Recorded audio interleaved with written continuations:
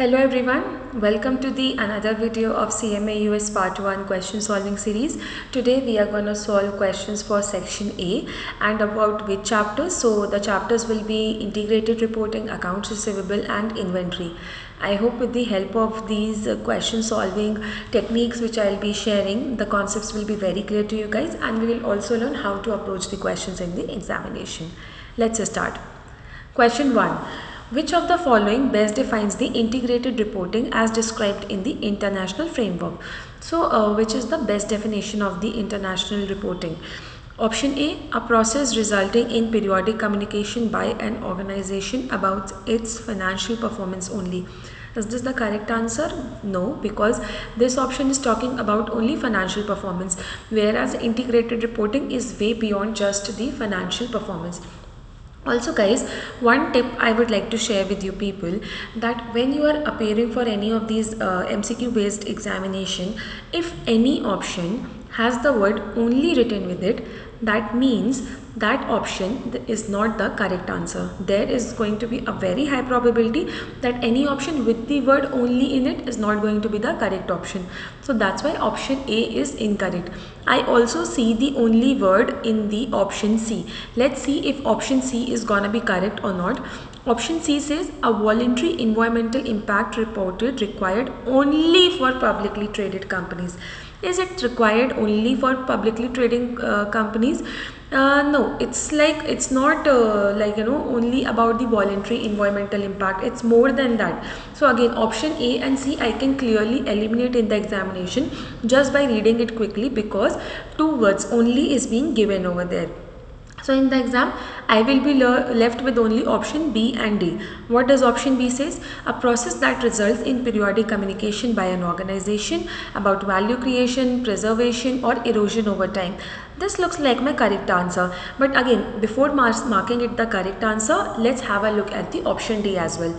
Option D says a supplementary schedule attached to the statement of cash flows disclosing non-cash investing activities. Is this correct answer? No. Why? Because this is related to integrated reporting. Integrated reporting is nowhere shown along with the statement of cash flows.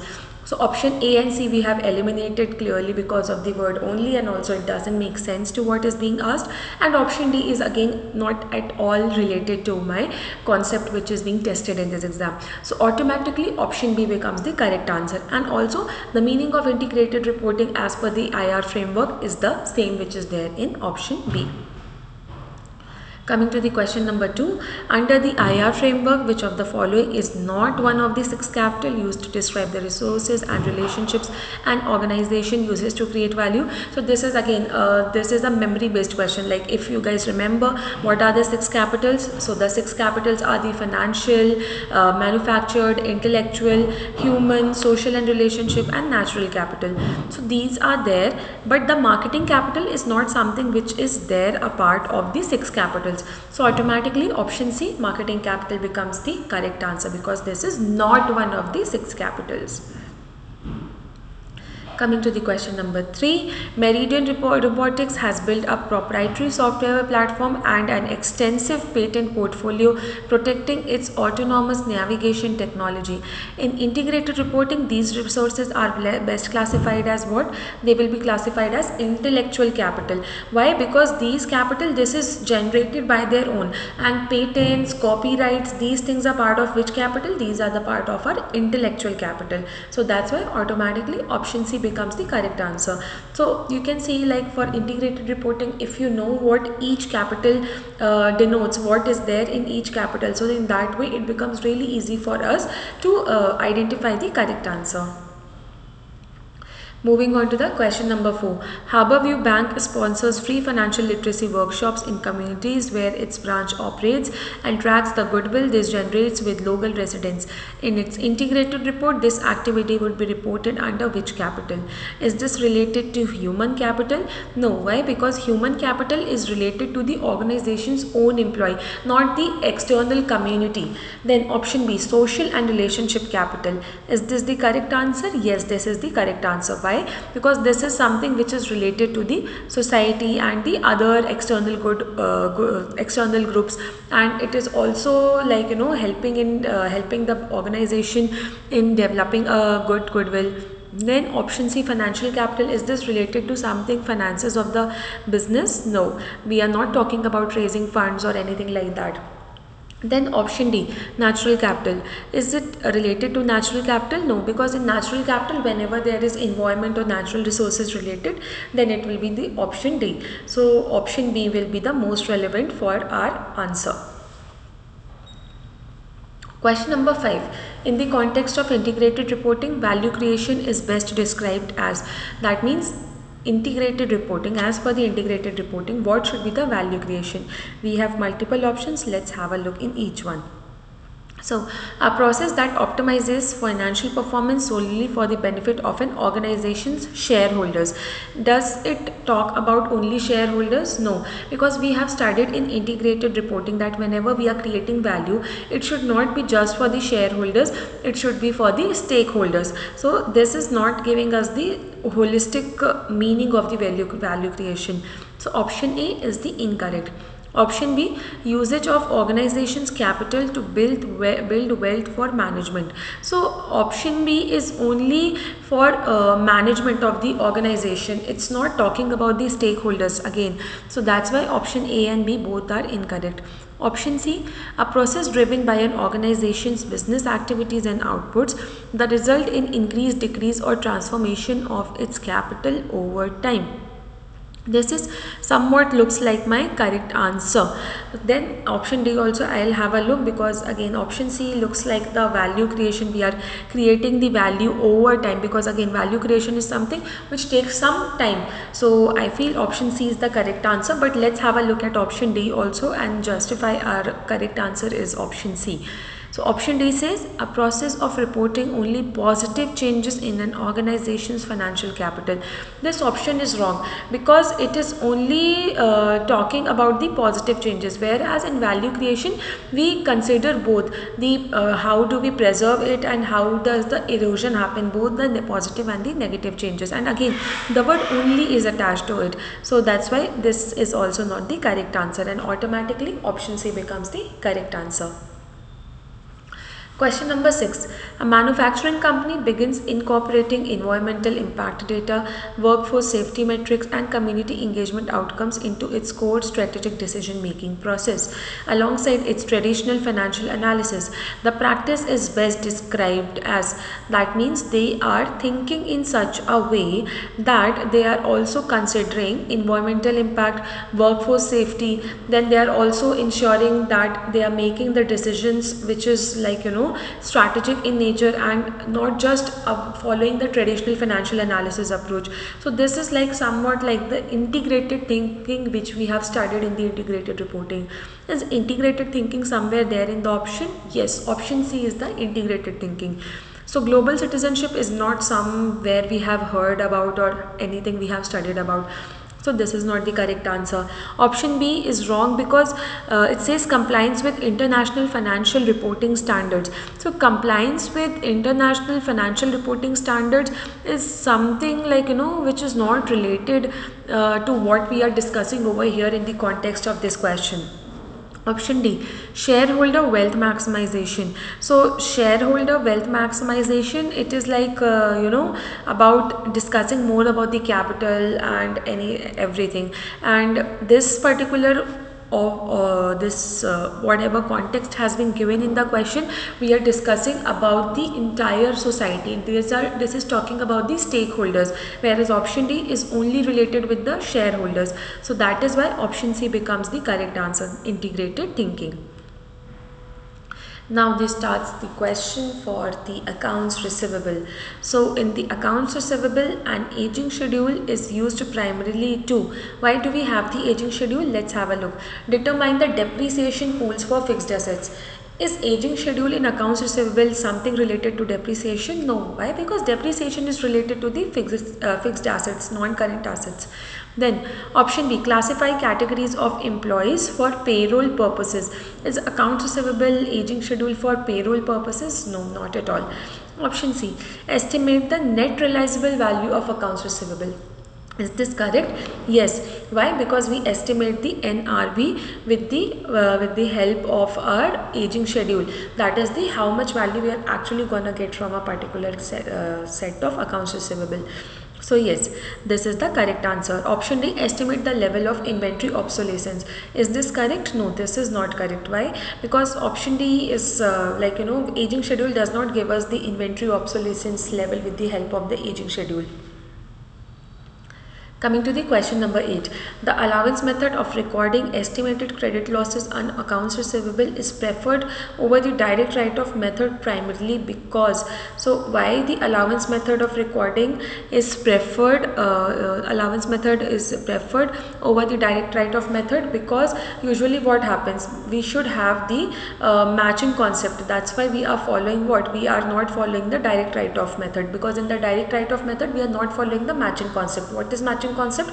That the expenses should be reported in the same period where related revenue is being reported.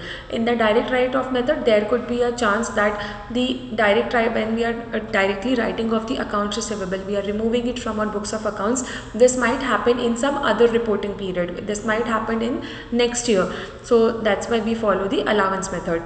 Let's see which option is correct. Option A, it is easier to implement in practice. Is this the right reason? No. Why? Because allowance method actually it requires more of estimation and record keeping, and whereas direct write-off is more easier to implement. So that's why this is just the this is more in favor of direct write-off. So again we have to find out that why allowance method is better as compared to direct write-off. So this is not the correct answer.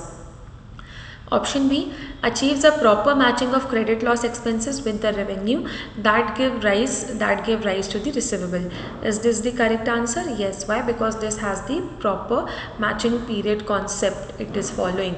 That is, the expense should be recorded in the period in which revenue took place.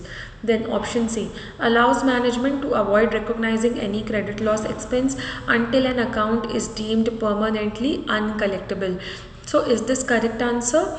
No, this is not correct answer. Why? Because this is talking about to avoid recognizing any credit loss expense until the account is deemed permanently uncollectible. This is talking about the direct write-off method. This is correctly describing the direct write-off method. Then option D is required only for accounts receivable that have been factored. Again, only word is there, so again this is not going to be my correct answer in most of the cases. And also it is talking about the only about the factored accounts receivable. Do we use allowance method only for those accounts receivable which we are gonna get factored? No, allowance method can be used for all kinds of accounts receivable, whether we are gonna get it factored or not. Then coming to the next question. So the question is quite lengthy. I will read the just the last sentence or the last line of the question. So what amount of credit loss expense should Renfield record to bring the allowance to the appropriate balance? What I will do, I'll just take this question to the Excel and we'll solve it over there.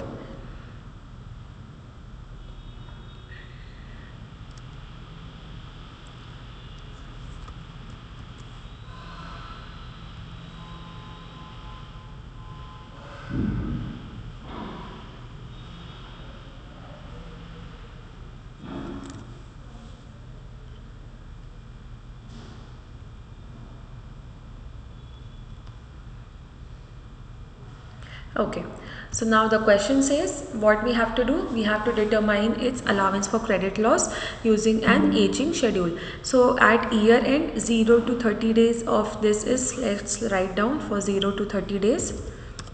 We have to make the aging schedule. For 0 to 30 days, it is 5,20,000. Okay, and estimated uncollectible is 1%. It is 1%. Then for 31 to 60 days, for 31 to 60 days, it is 1,40,000 and estimated is 5% uncollectible. Then for 61 to 30 days, 61 to 90 days, for 61 to 90 days, it has been given to us as 75,000 and estimated uncollectible is 15%. And over 90 days, that means over 90 days, it is given as 32,000. 2000 and estimated is 40% uncollectible. So now let's find out what should be my allowance amount. Okay, so this by this.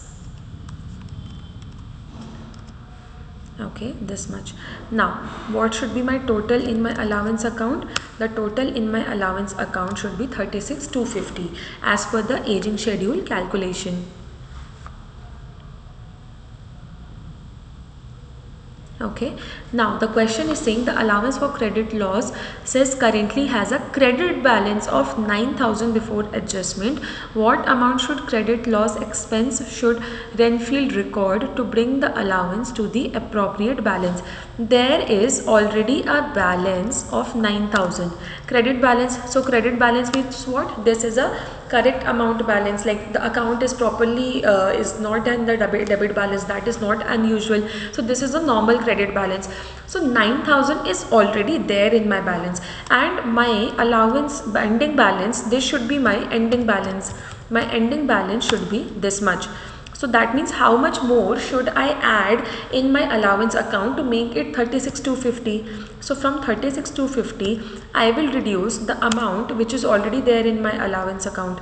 So 27,250 is the amount that has to be added.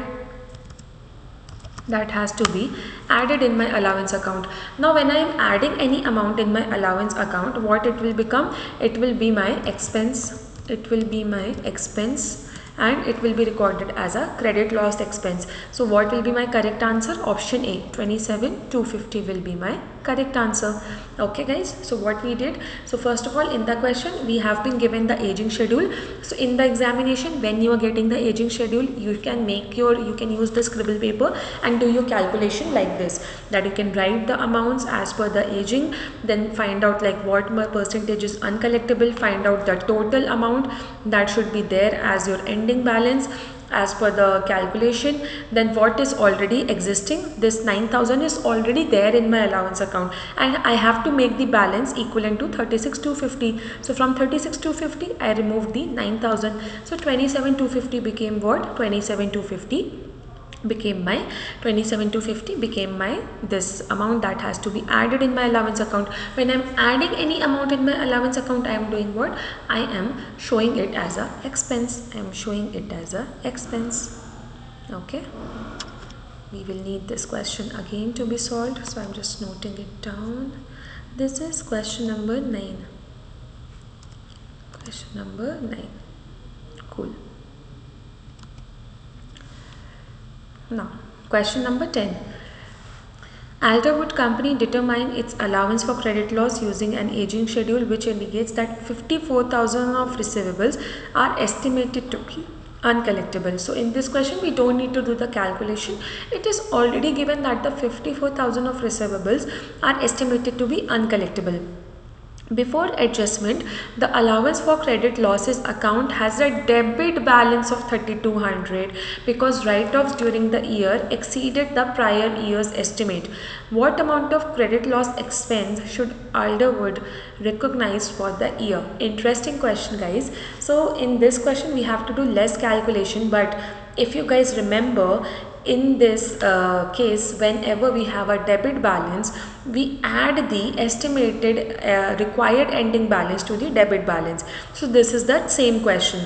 So 54,000 is the required balance which should be there, but I already have a debit balance, an unusual balance in my accounts, in my allowance account. So what I need to do in order to record the credit loss expense, I will add 54,000 and 3,200. I will add 54,000 and I will add 3,200. So 54,000 plus 3,200, that will come to 57,200. But again, just to double check, I have this habit of doing the calculation mentally, like without pen, paper, without using the calculator. But in the exam, to be on the safer side, always use the calculator no matter what, because we don't want to lose the marks because of our silly mistakes. So this comes to 57,200.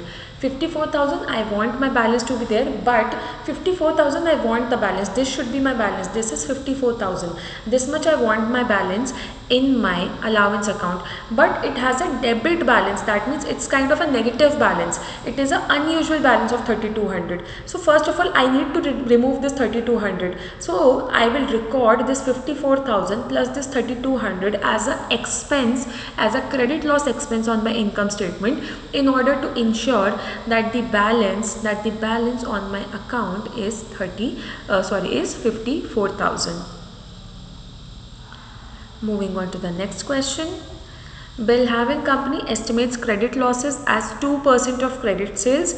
Credit sales for the year equals to 3.6 million. The allowance for credit losses has a credit balance of 18,000. Before any adjustment, what amount of credit loss expense should Belhaven recognize for the year, and what will be the balance in the allowance account? Okay, so this is the case of credit loss where we take the percentage of credit sales in order to estimate what should be my credit loss. So in such cases, what we do in these cases, first of all, in the percentage of credit sales method, we use the income statement approach, and what we do, whatever is the percentage, first of all let us calculate 3.6 million ka 2%. So it's coming to 72,000. So this 72,000 entirely will become what? It will entirely become my expense. And in this case, this 72,000 is not something which should be my ending allowance balance. Okay. So this is the case of what? This is a case of percentage of credit sales method. Up till now we were doing the aging method. In the aging method, whatever value we get, that should be my ending allowance balance. But in this case, in the percentage of credit sales method, whatever percentage we are getting as of my credit sales as my amount, that has to be recorded as a credit loss expense. So 72,000 is my credit loss expense. So in my options, I can see option A and B has 72,000. So either option A or B will be my correct answer. The question says the allowance for credit losses had a credit balance of 18,000.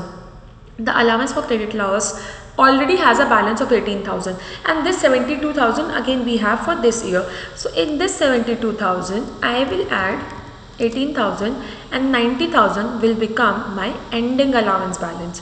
So what will be my correct answer? Option A. My expense is how much? My expense is 72,000, and my ending allowance balance is how much? My ending allowance balance is 90,000.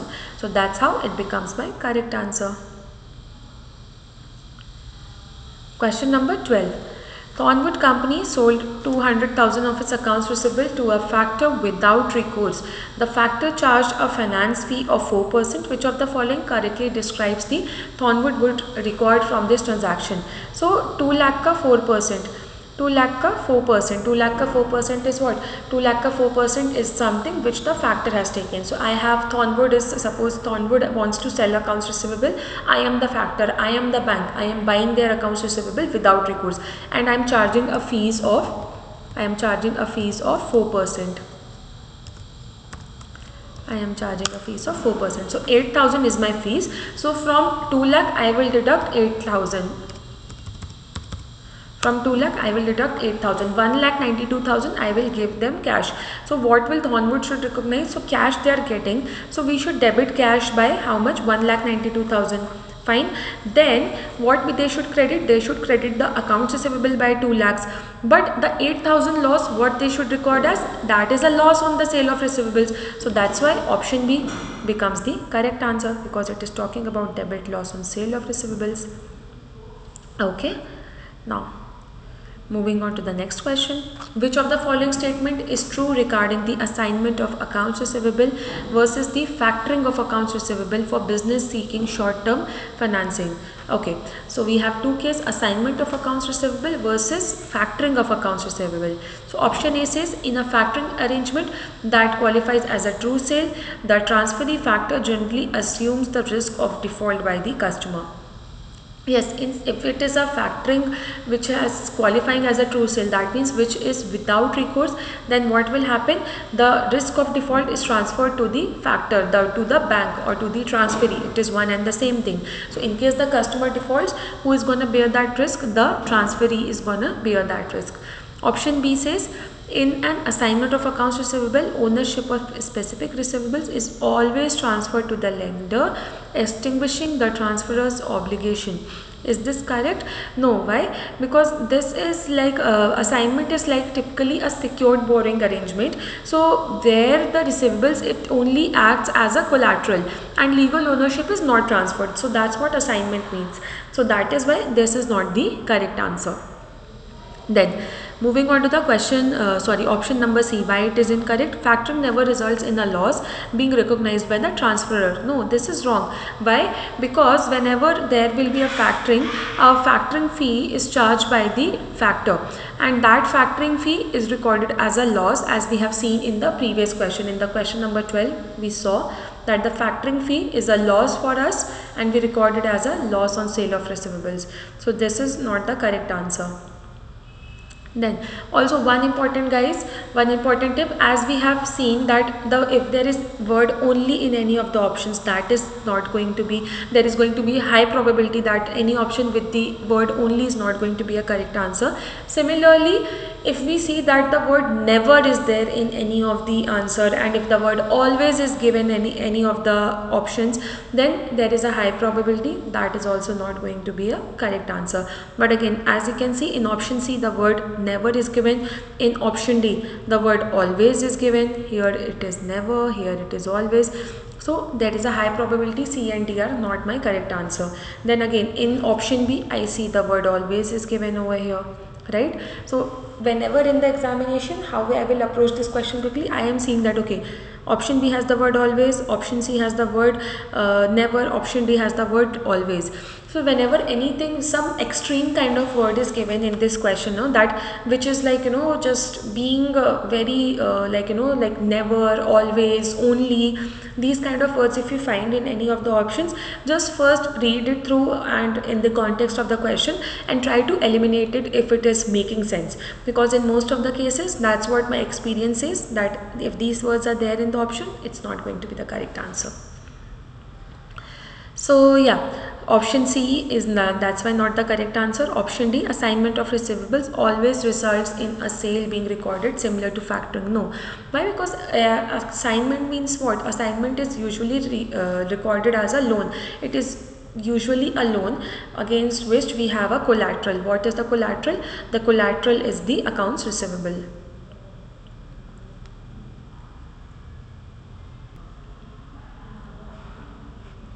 Okay guys, starting with question number 14.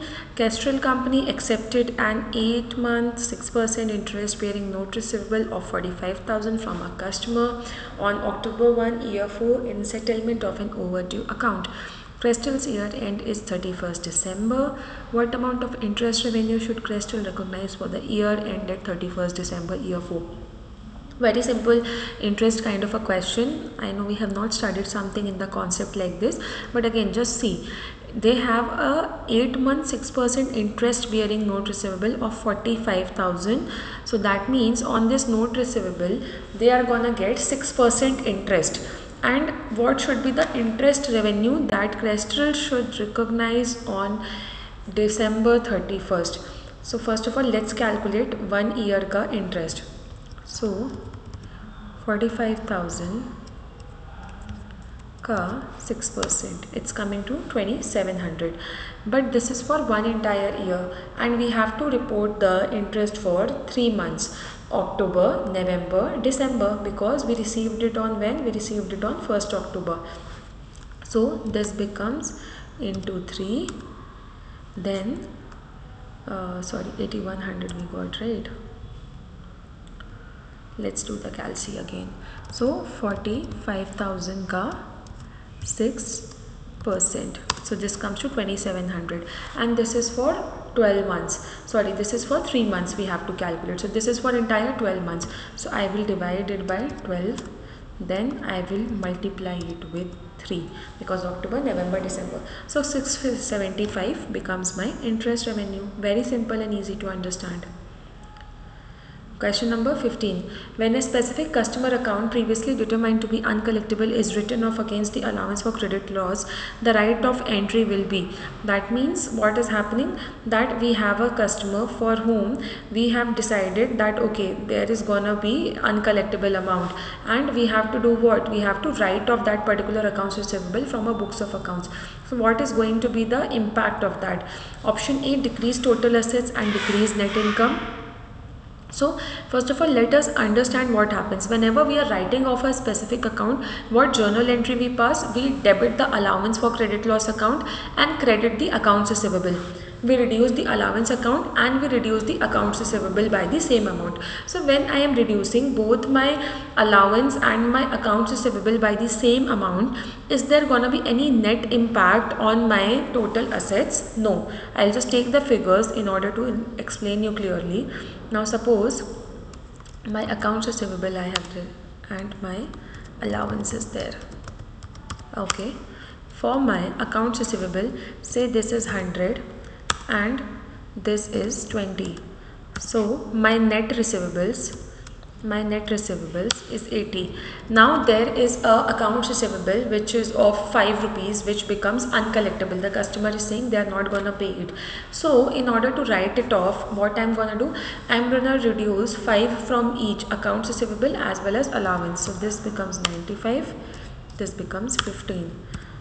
So this minus this, accounts receivable minus allowance. So you can see there is no net impact on the value of accounts receivable.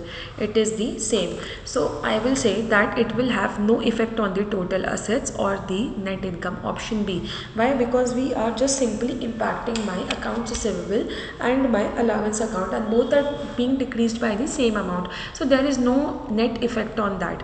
So option A, C and D, that's why are the incorrect answer. Whenever in the exam you get stuck on such kind of a questions where numbers are not given but you have to calculate the impact. So just assume a small number, like I have assumed 120.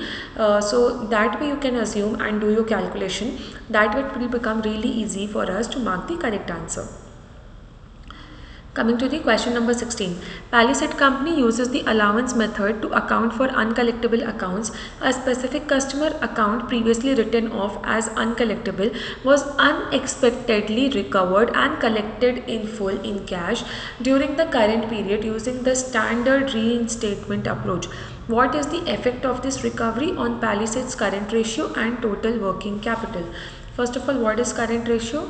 What is current ratio? I'll just take this question over there. On my Excel, I'll take this. I'll take a snap of this.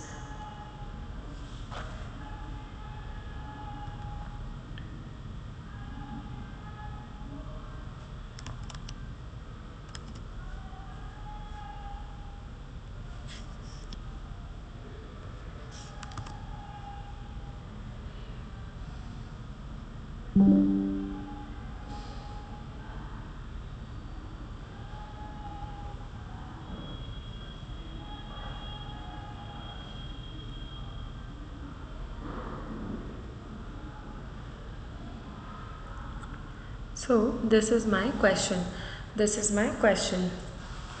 So what the question is saying, Palisade uses the allowance method to account for uncollectible accounts.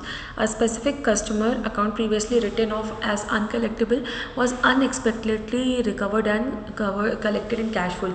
That means previously what we have written it off completely thinking that this is gonna be a bad debt. But later on what happened? Later on we got it full. We got the full amount. So what is the impact on the current ratio and total working capital? What is current ratio? Current ratio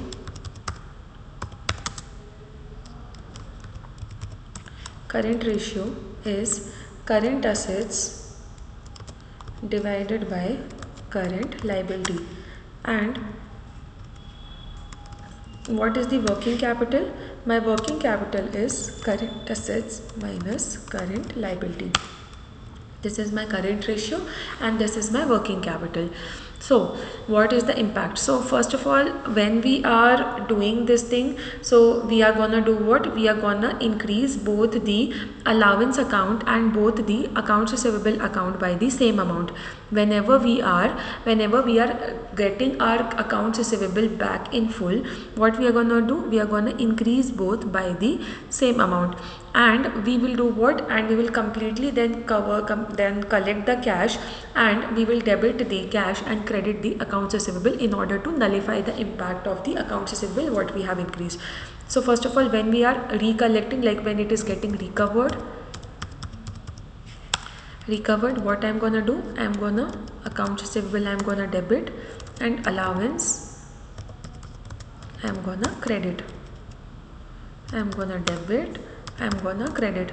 That is what is happening, that one I am debiting, one I am crediting. Now when the cash is coming in, what I'm gonna do?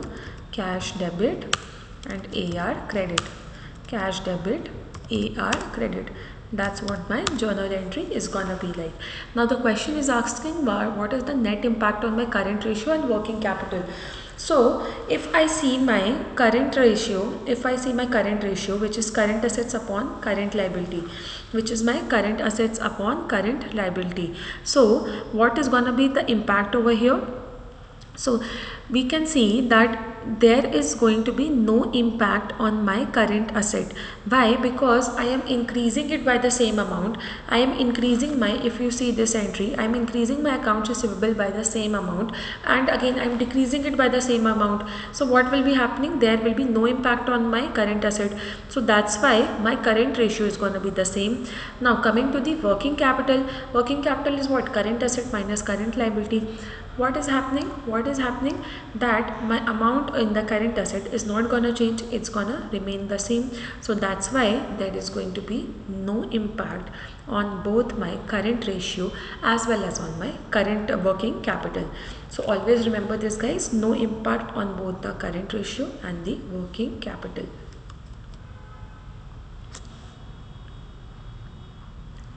Moving to the question number 17, on the statement of financial position, accounts receivable should be valued at what? It should always be shown at its NRV, it is net realizable value. Option B is clearly saying net realizable value, so that's why it becomes the correct answer. Option A says original invoice amount at the date of the sale. Is this correct? No. Why?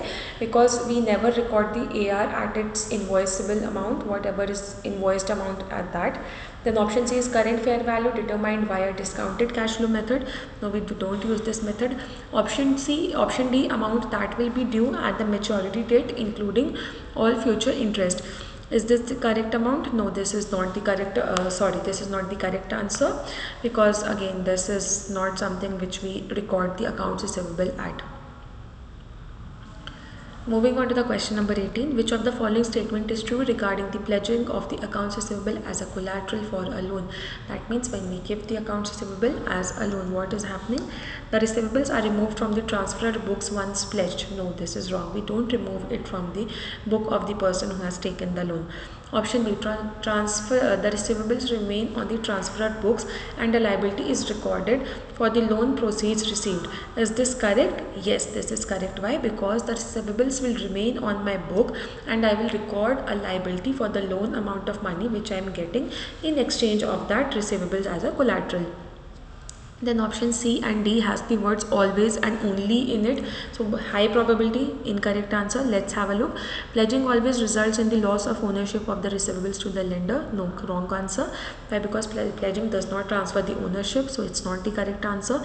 It's just like pledging means what? You are just giving it as a collateral for a loan. Pledging, then option D, pledging is only permitted for receivables that are already past due. Is this correct? No, this is not correct. So again, option B becomes the correct answer. Question number 19, Oakhurst Company had the following data for the year. Credit loss expense is this much, 18,000. Accounts receivable written off during the year is 14,500. Recovery of accounts previously written off is 2,000. Allowance for credit loss, beginning balance is given. What is the ending balance? I will take this question on my Excel file and there I will solve it.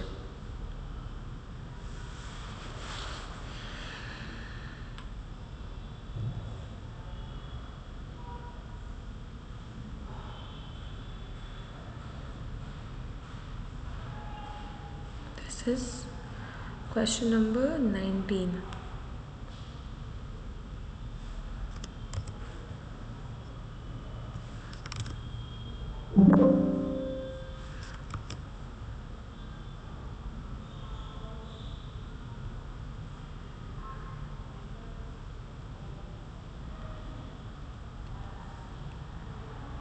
Okay, then which question number was this? I'll make a note of that. Palisade. Palisade was question number 16 and we are on the question number 19. Cool. So question number 19 we are solving. Question number 19 says that they had a credit loss expense of 18,000, accounts receivable written off during the year this much. So we have to find out the ending balance. Now if I now suppose I prepare a T account, I'll consider it as a T account. This side is debit and this side is credit of my allowance account. So it is given the beginning balance is 22,000 credit. The beginning balance is given to us as credit. Then in the question if I see credit loss expense recognized at 18,000. So credit loss expense is recognized at 18,000, that means it will increase my allowance account. Then account receivable written off during the year. If it is written off during the year, that means it has to be debited. Then recoveries of accounts receivable previously written off. If anything we have previously written off and now we are recovering it, that will be credited and will increase my allowance account. If anything is increasing my allowance account, we have to credit it. So what is the ending balance? So in order to calculate the ending balance, what I will do, I will take a sum total of all three. I am getting it as 42,000. From this I will subtract my 14,500. So this becomes my ending balance. This becomes my ending balance 27,500. How did we get? First of all, we sum total all whatever is there on the credit side. From that I reduced the one which is there over here. So this becomes 27,500.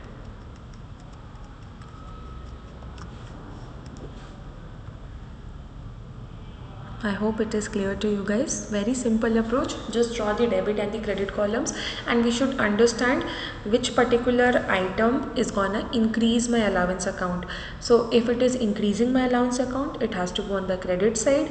If it is decreasing my allowance account, it has to go on the debit side. Question number 20.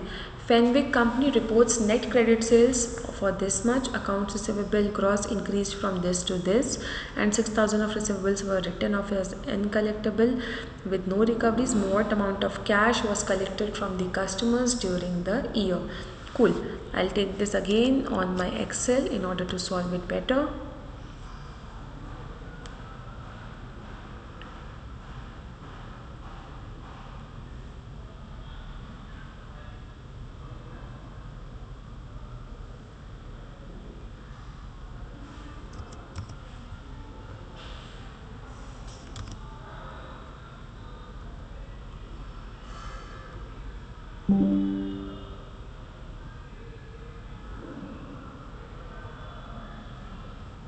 Okay, so again I'll make my accounts receivable account over here.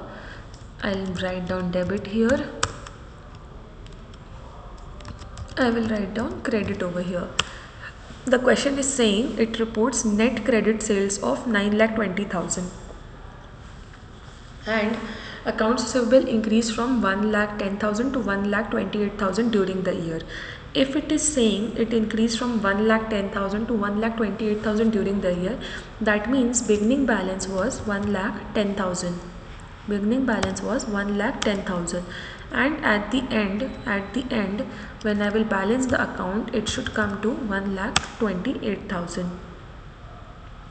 So during the year they had a net credit sales of 9,20,000. Credit sales will increase my accounts receivable account. Accounts receivable is an asset. Whenever I have to increase the asset, I will record the value on the debit side of my account. So this becomes 9,20,000.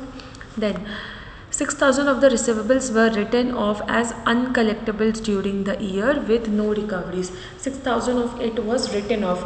If I am writing off anything from my accounts receivable, that means I am reducing it. I am reducing this particular account. That means what? I have to do what? Credit it. I have to do what? Credit it.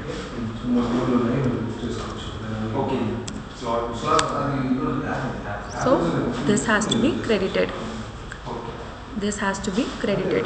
So 6,000 of the receivables were written off as uncollectibles during the year with no recoveries. Now it is asking what amount of cash was collected from the customers during the year. So whatever amount of cash would have been collected from the customers, that means what? That will reduce my accounts receivable. Why? When I am getting my cash from my customer, what I am recording? Cash debit, accounts receivable credit. So that means here should be what? Here should be the cash collected. Here should be the amount of the cash collected. So I'll do what? I'll sum total of this. I'll sum total of this, and this is my closing balance. This is my closing balance, which is given 1,28,000 in the question. So what is the sum total of this? Sum total of this on the credit side is this much. Okay, it is this much. So the difference of the two should be the cash collected from the customer. The difference of the two, 8,96,000, becomes the cash collected from the customer. So how we did the question, guys? Very simple. First of all, we have been given the credit sales. We have been given that the accounts receivable increased from 1,10,000 to 1,28,000, and in the bracket the word gross is over here written. Over here the word gross is written. So that means what? If the word gross is written, that means it is not the net accounts receivable, it is the gross accounts receivable. So it increased from 1,10,000 to 1,28,000. This is the beginning. This is the beginning balance. This is the beginning balance is given to us, and this is the ending balance.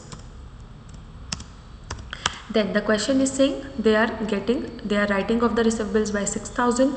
If anything we are writing off, we have to reduce our accounts receivable. Reducing the AR means what? Crediting the account. So I am crediting it by 6,000.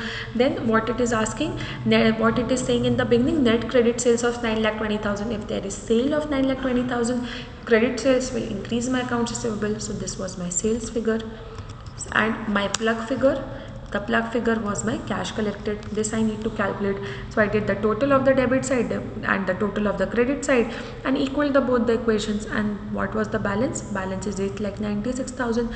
That is my cash collected from the customers. That's how we have calculated this. I hope this is clear to you guys. Now, moving on to the question number 21. Which of the following best describes a perpetual inventory system? What happens in the perpetual inventory system? In the perpetual inventory system, after each and every transaction, after each purchases and sales, we update our inventory accounts. So that is what the perpetual inventory system. Option A, inventory quantities and costs are updated continuously as purchases and sales occur. Is this correct? Yes, this is the correct answer. Option B, inventory quantities and costs are updated only at the end of the accounting period based on a physical count. No, this is related to what? This is related to the periodic system. Then option C, inventory is valued exclusively using the average weighted average method. Is this correct? No. Why? Because it's wrong. We can use any of the methods, LIFO, FIFO, moving average, weighted average, anything for the perpetual. Then option D, inventory is recorded at fair value at each reporting date. It is wrong because in the both system what we calculate, we use either LCM or LCNRV method to value the inventory. So it is wrong to be recording it at the fair value date. Question number 22. Under a periodic inventory system, cost of goods sold is determined by periodic inventory system. That means when we are doing the calculation at the end of the year. So if you guys remember, I'll just write it down over here.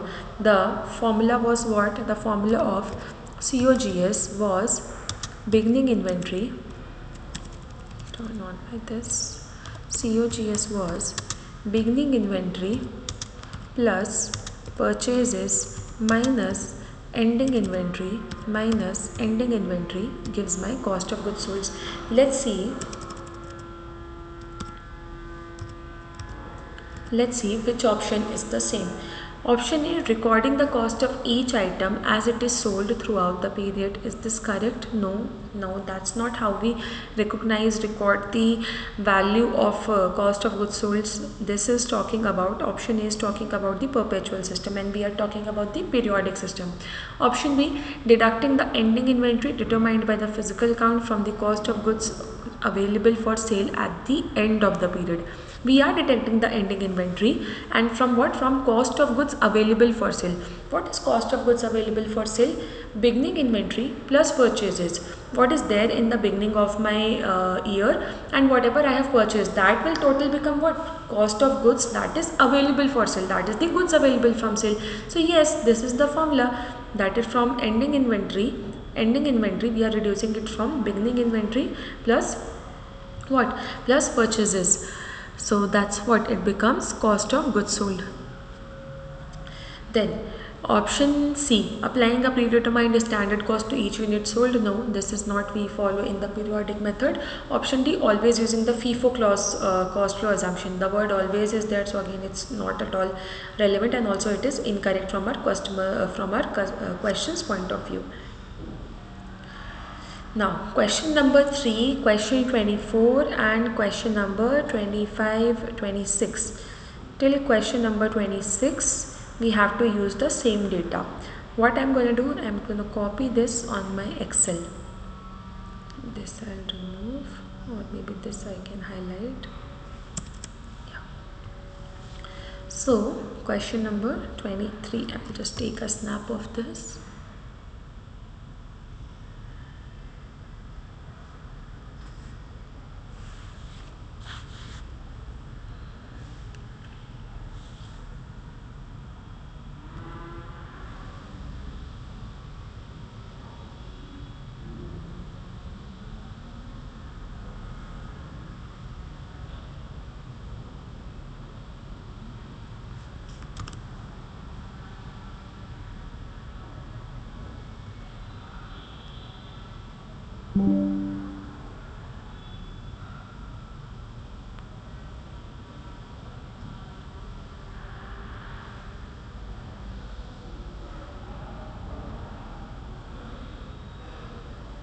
This is what? This is question number 23. Okay, this is question number 23, and how we have to solve this. Let's start. So what it is asking, to calculate the value of ending inventory. First of all, let's list down all the transactions over here. For items during May opening inventory. So we have the opening inventory.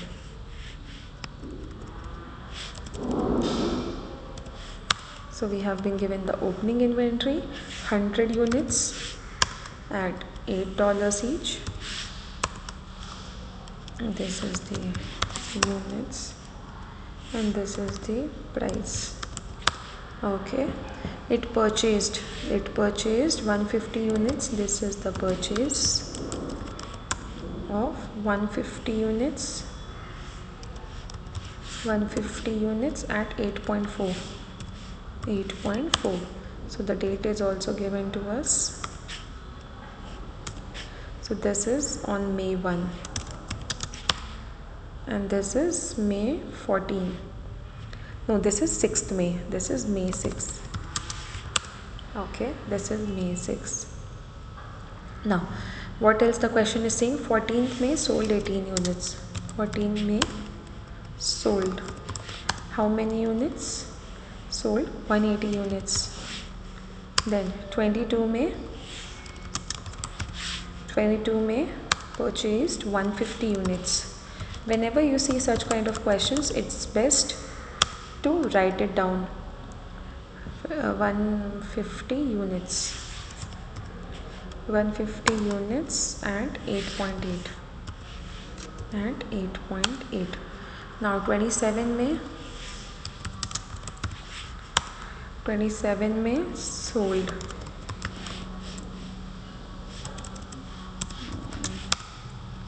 May sold 100 units. Using FIFO on a perpetual basis, what is the value of ending inventory? Okay, so we have to calculate the value of ending inventory. Now at each point I will calculate the inventory balance, inventory units balance. Okay, then inventory value and layer left, what is remaining, like I can say maybe in layer details. Okay, that's how I'm gonna solve this question for you guys. In the exam, don't waste your time so much using the Excel and everything. If you are not proficient in Excel, just use your scribble paper and the pencil which will be given in the examination. This is taking much time when I'm solving the question because I have to explain it to you guys, so I'm writing each and everything. Once we have practiced enough and we have the grip on solving the questions, it will be really quick in the examination. So don't think and panic that okay, it's gonna take this much time. Now, inventory units balance as of 1st May, how much it is? 100. And what is the value? The value is 800. The value is gonna be 800. And how many layer it is? It is layer 1. This is layer 1, is entirely there.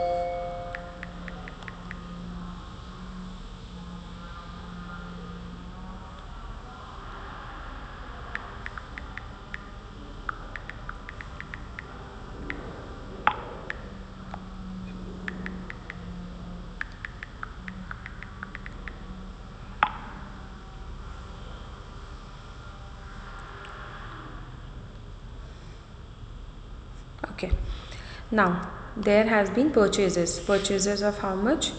Purchases of, I will add one more column over here in order to calculate the total value. Okay, so this is this multiplied by this is this multiplied by this. So what is the inventory balance? Inventory balance is this 100 plus this 150 I purchased. Okay, and what is the total value of the inventory? The total value of the inventory is there, which is there in the layer 1, plus the purchases made on May 6th, right? So this is my total value. And which layer we have? We have layer 1 and 2. Now coming to the sales, I am doing my sales. Now we are following using FIFO, first in first out. What did we purchase first? This one we would have purchased first because this is from previous month, right? So what I'm gonna do? I'm gonna do what? I'm gonna take it, I'm gonna sell it off. So what will be the price? That is this 100 entirely will be sold, because again 180 units I'm selling. When 180 units, this much I'm selling, and in this we have only 100, so that means we need to consider this as well. So this will be sold at 8 and 8.4 both. Now how the value will be calculated? So first of all this 100 entirely of 8 will be sold, right? So this 100 will be sold, and then 80 units more I need, 80 units more I will need, right? So the 80 units will I get from where? From the one which I have purchased on May 6th. So the one which I have purchased on May 6th, how much is the value of that? The value of that is at the rate of 8.4 each, right? So this will be the value of my goods that will be sold. Okay, this is my COGS, this becomes my COGS. Okay, this is my COGS. Now what is the units of inventory remaining from this 250 which was there on my previous date? This 180 I have sold, so 70 units are remaining. Which 70 is remaining? Only layer 2 is remaining, right? So this 70 at the rate of how much? How much did we purchase it for? We purchased it for 8.4, and this becomes my 588. And only which layer is there? Only layer 2 is there. Now again we have made our purchases, we are adding a new layer. What is the value of this inventory? 150 into 8.8, this is the value of the inventory.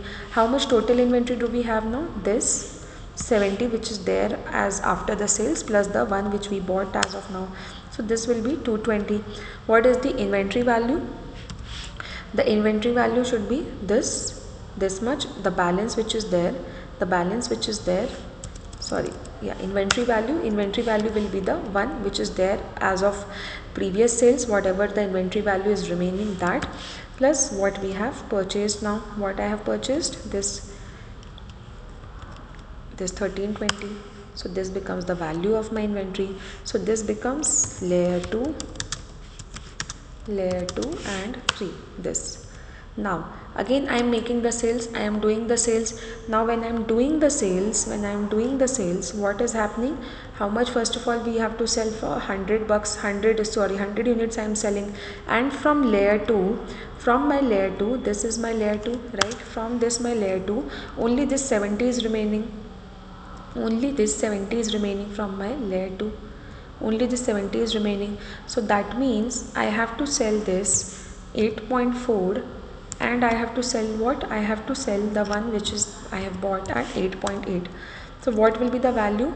First of all, the one 70 from layer 2, 70 from layer 2 which is remaining, that is at 8.4, that is at 8.4, plus what else I need to sell? What else I need to sell? The one which I have purchased. Now how much did I purchase? 150 at the rate of this. So from this I will take 30 because I have to sell only 100 units. 30 at the rate of 8.8, at the rate of 8.8. So my balance, what is my cost of goods sold? My cost of goods sold is 852. So what is my inventory unit balance? My inventory unit balance is 220 minus 100. 120 is my inventory unit balance. And what is the value of my inventory that is remaining? The value of the inventory that is remaining only is how much? 120 units is remaining. 120 units is only remaining at the rate of 8.8. So 1056 becomes my ending inventory, which is my layer 3. Okay, 1056 is my lending inventory, which is at the layer 3. Okay, got it guys? I hope this is clear to you guys how we did the calculation. So in the perpetual inventory, or even if it's periodic, it's gonna be the same only. Okay, now moving on to the next question. Question number 24. Question number 24 is saying, using the same data as previous question, what is the value of the ending inventory at 31st May using the LIFO on a perpetual basis? LIFO on a perpetual basis. Okay, I'll copy the same data.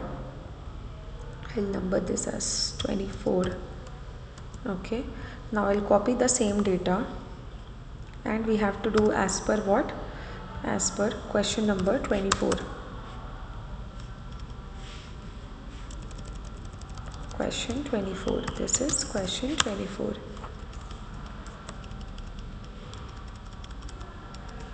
This is question 24. And we have to follow what? We have to follow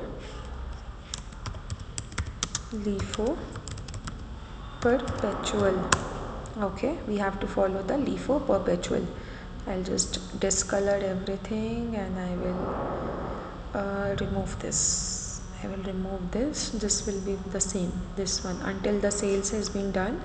Everything looks fine. Then the sale.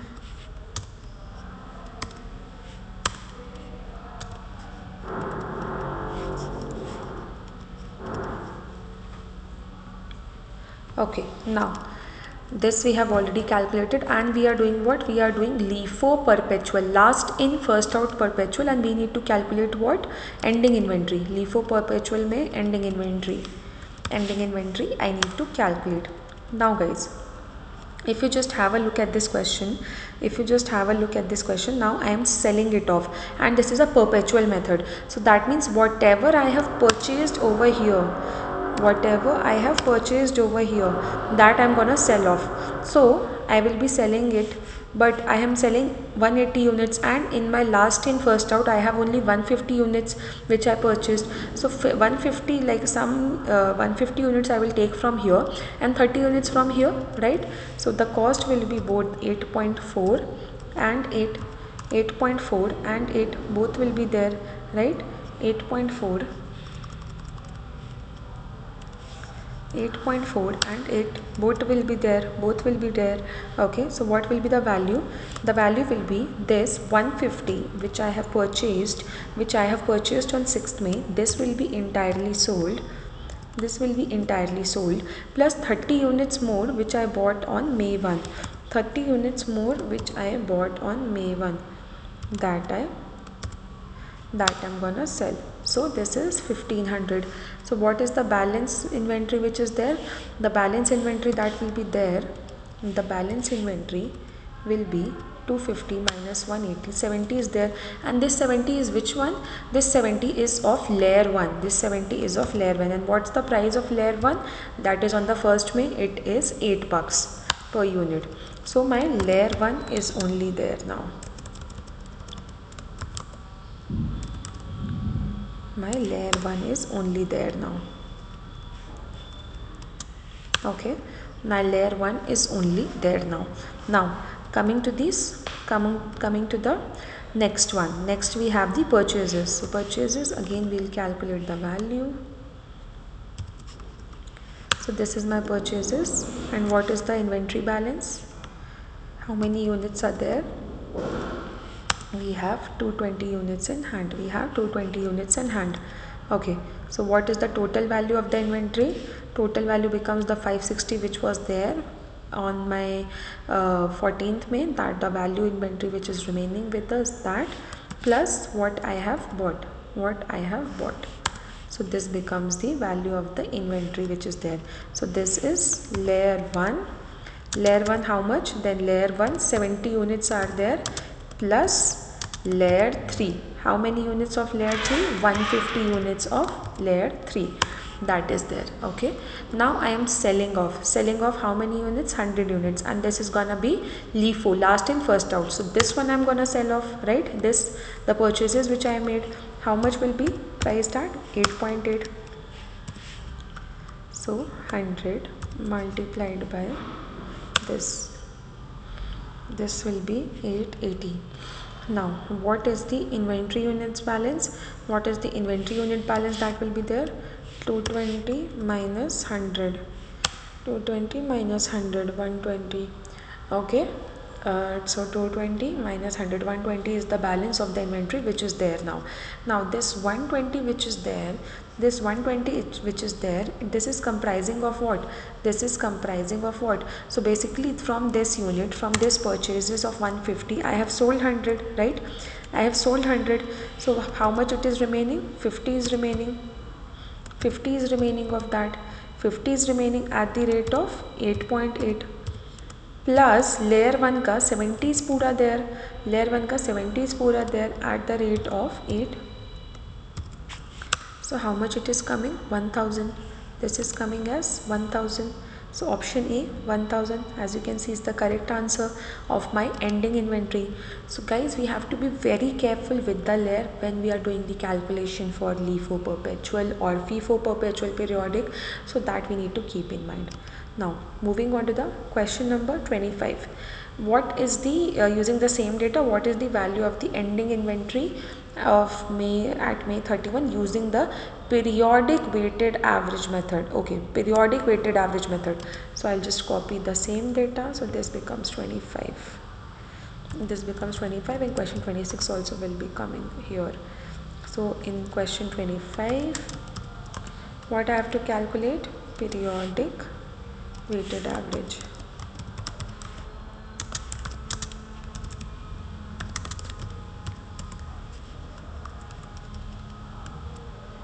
So this is the one which I will copy.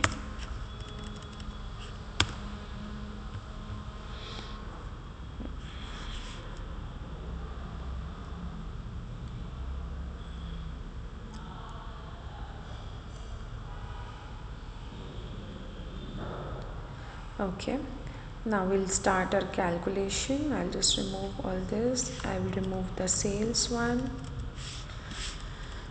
So in the periodic one, how do we calculate? We calculate the sales in, like value in, and the number of units.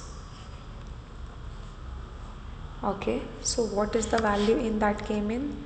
100 into 8 that is the value that came in, then 150 into 8.4, then this multiplied by this. So what is the total value that came in? Total value that came in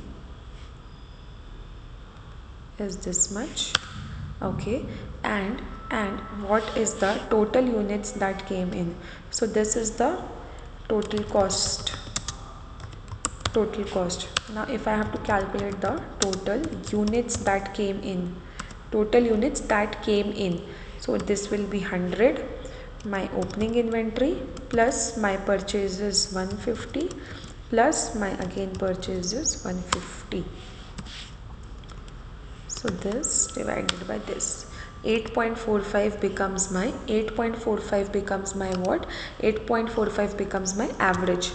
Becomes my average cost. Okay, this becomes my average cost.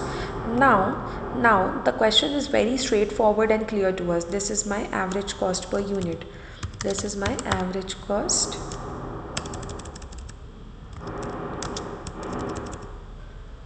This is my average cost per unit. This is my average cost per unit. Okay, 8.45 is my average cost per unit. How did we calculate? First of all, how do we do the weighted average? Very simple. We will take the total cost of what all goods we purchased and what was there in the beginning inventory, then we divide it by the total number of units that was there in opening inventory plus the purchases. So the average cost per unit becomes 8.45, and we need to calculate the ending inventory, right? Periodic weighted may using ending inventory. Yes, we need to calculate the ending inventory. So first of all, let us see how much did we sold, how much did we sell off. So sales units are how much? Sales is 100 plus 180. This is my sales. So my closing inventory units, my closing inventory units will be how much? The total units, how much were the total units minus the ones which have been sold. This much has been sold. So 120 becomes the units which is there available. 120 is the year which is available, and the value of this will be this much multiplied by 8.45. So 1014 becomes the value of my ending inventory. Very simple. This is the easiest of all the questions. I hope this is clear to you guys. Moving on to the question number 26. Question number 26 is talking about the weighted average method for the perpetual method. Okay, ending inventory, again the same thing we need to calculate. So in question 26, I'll write down question 26. What is there? What we need to calculate?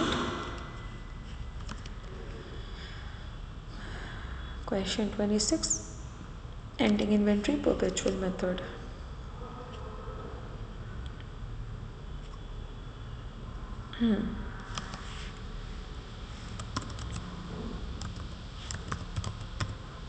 Perpetual sale, ending inventory using the average method, moving average.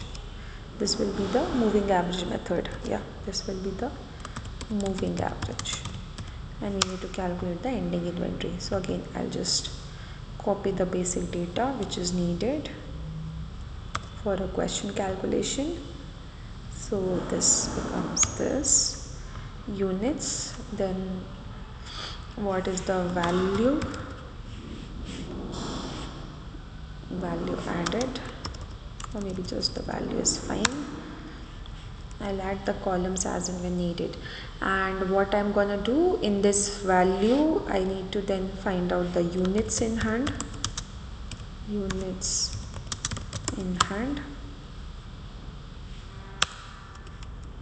and then average, units in hand, then average.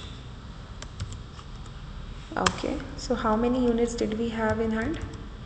800. And what will be the average? Average will be the total value divided by units in hand is 100 actually, not 800. Yeah, so the average will be what?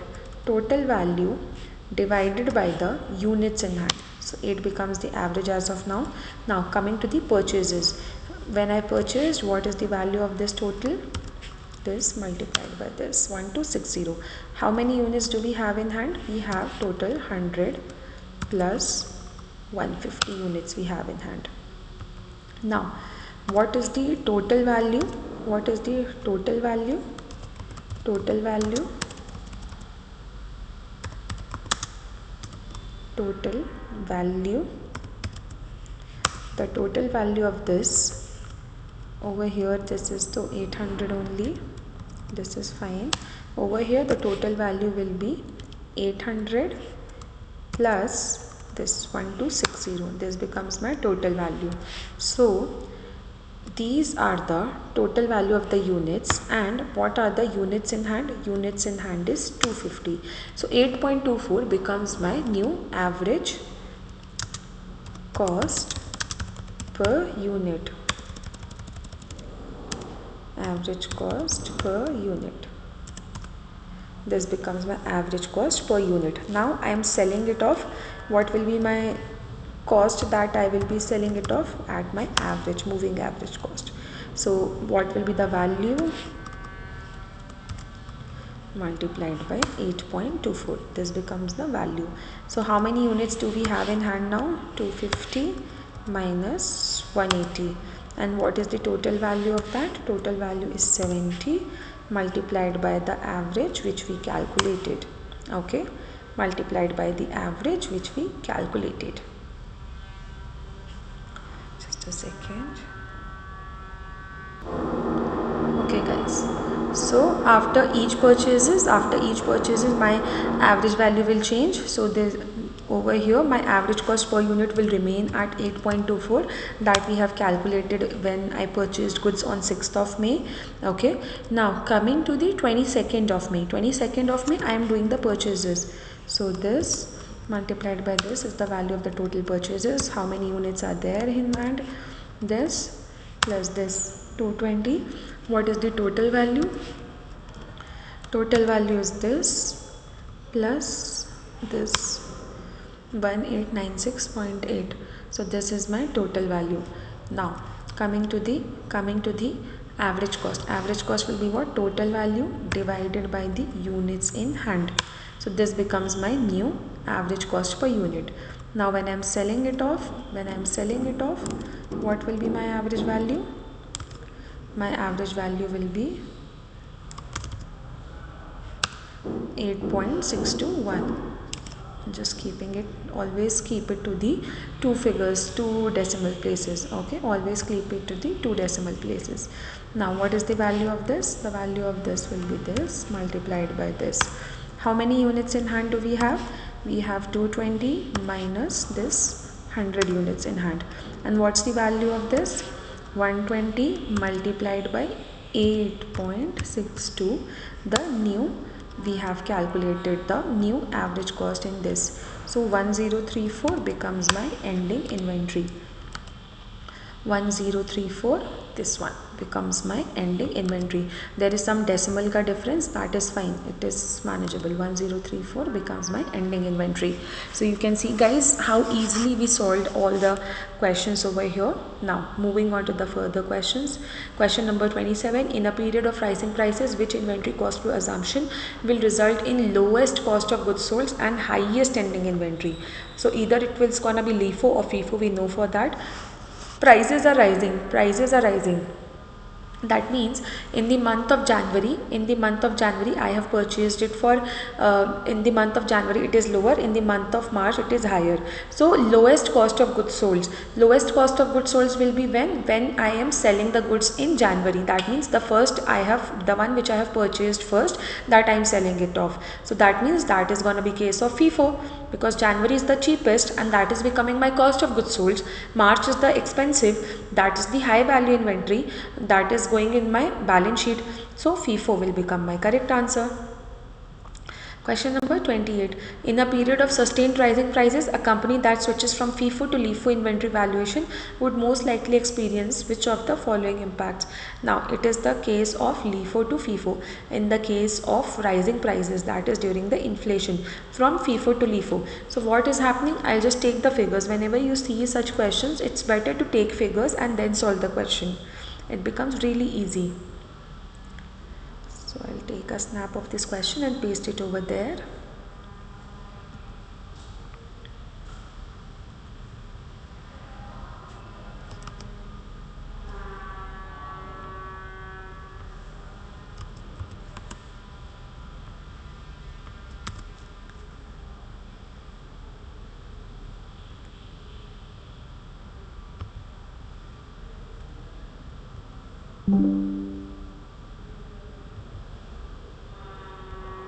Okay, now I will just take few example. I'll take Jan, I'll take Feb, I'll take March. 8, 9, 10. Now I am switching from FIFO to LIFO. In case of FIFO, what will be my COGS? I'll just write it here. In case of FIFO, what will be my cost of goods sold and what will be my ending inventory? I'll write it down. So in case of FIFO, my COGS will be this and my ending inventory will be this plus this. Okay. Now in case of LIFO, what will be my cost of goods sold? My cost of goods sold will be this and my ending inventory will be this plus this, right? Now the question is asking what will happen on my net income and the income tax expenses. I am switching from FIFO to LIFO. That means my cost of goods sold is what? It is increasing. If my cost of goods sold is increasing, my net income will reduce. My net income is reducing, so what will happen? My income tax expense will reduce, right? What will happen? My net income will reduce and my tax will decrease. So option B becomes the correct answer. Whenever in exam you get stuck in the question, just use this method and solve the questions like this. It will become very easy for you guys to understand. Okay. So see, for some theoretical questions we need numbers. Coming to the question number 29. Question number 29 says, Dell Corp Wholesaler uses a moving average perpetual inventory system for Part TR22 activity during June 1.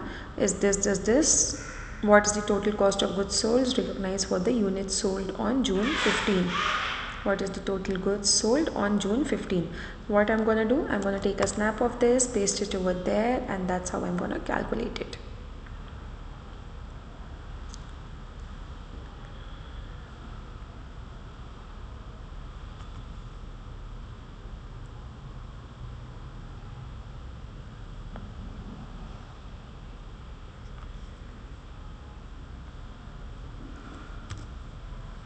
This is question number 29.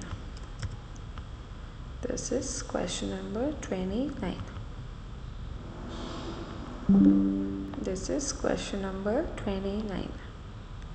Now, what all is happening during June 1? First we have June 1. Now June 1, opening inventory 400 units at the rate 12 each. Price per units.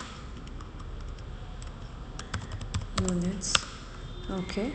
Then 8 June purchased.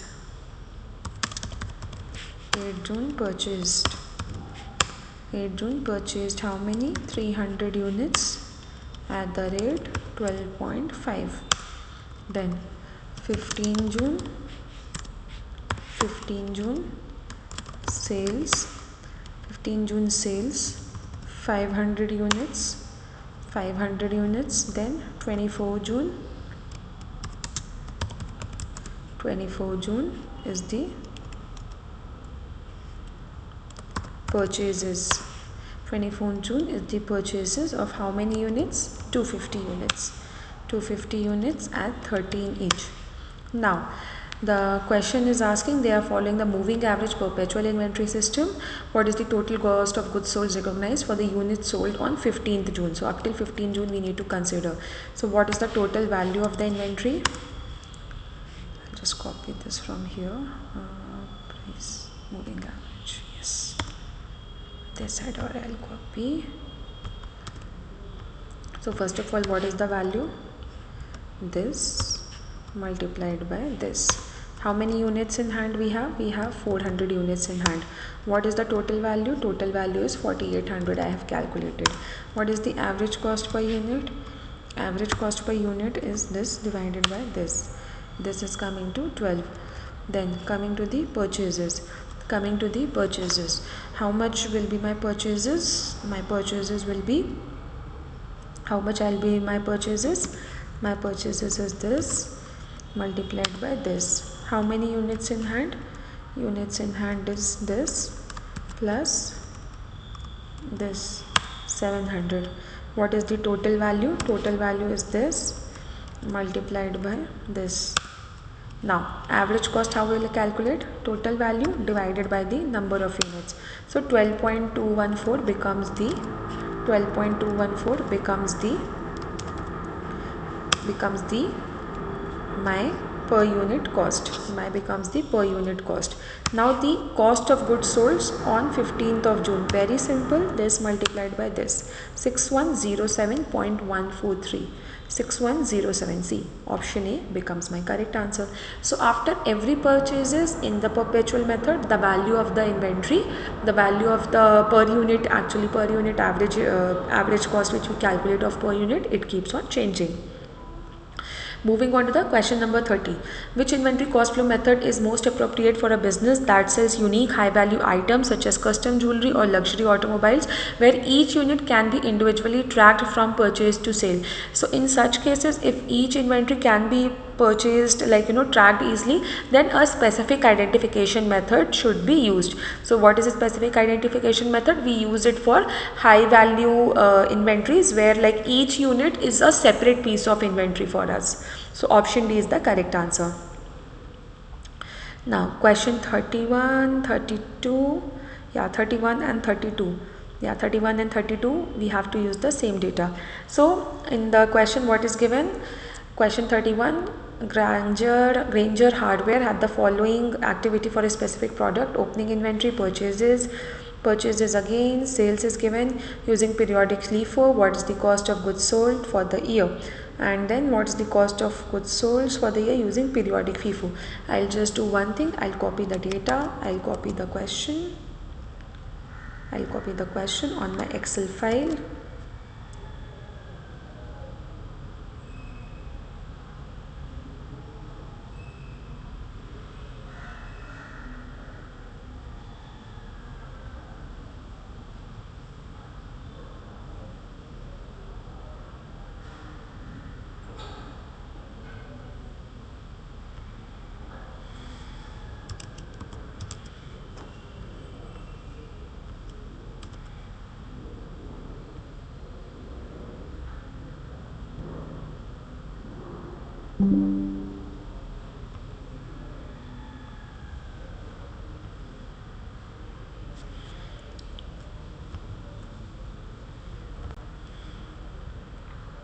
Okay, question number 31. Now over here it has been given opening inventory units. I'll write over here 200 units. And what is the price? Price is 15. Then purchases of 300 units at 16.5. Then purchases of 250 units at 17.25. Then sales, total units, what is the cost of goods sold for the year? Then the question is saying total units sold during the year is 550. So total units, that means again we have some sales over here. Again we have some sales over here. Purchase, yeah, sales we have, okay, sales we didn't have any. Sales we have 550. So now we have to calculate as per the LIFO. I'll just copy the headers from here. So I'll copy the headers from here. Now LIFO, what is the cost of goods sold? Fine. So last in first out. So first I'll calculate the values. This we are doing inventory units in balance. Units is this much. Balance is 3000. Then which is the layer? This is layer 1. Then coming to the value, what is the value of this inventory? The one which we bought. Then what is the inventory unit balance? 200 plus 300 500. Inventory value balance 3000 plus 4950. So this is layer 1 and layer 2. Then coming to the value, this multiplied by this is the purchases. What is the inventory unit balance? 500 plus 250 750. Inventory value balance, this plus this. So this is L1, 2 or 3. All three are there. Now 550 units are being sold off and this is LIFO periodic. 550 units are being sold off and this is LIFO periodic. So what I'm gonna do, I'm gonna sell from this, because again this 250 is only there, then again from this one. So my values will be 17.25 and 16.5. I have to calculate the cost of goods sold. So what will be the value? First of all, this 250 entirely which I bought at 17.25 I'm gonna sell, plus how much we have to sell more? We have to sell 300 more entirely from the one which is there above.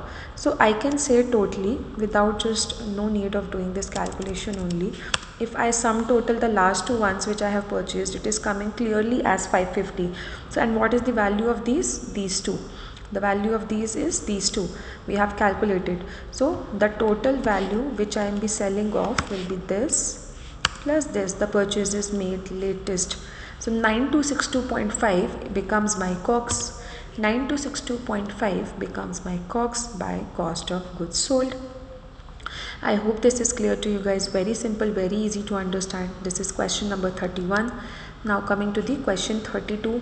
What does question 32 says? What is the cost sold for the year using periodic FIFO? Okay, just ulta I will do FIFO if it is there. First in, first out.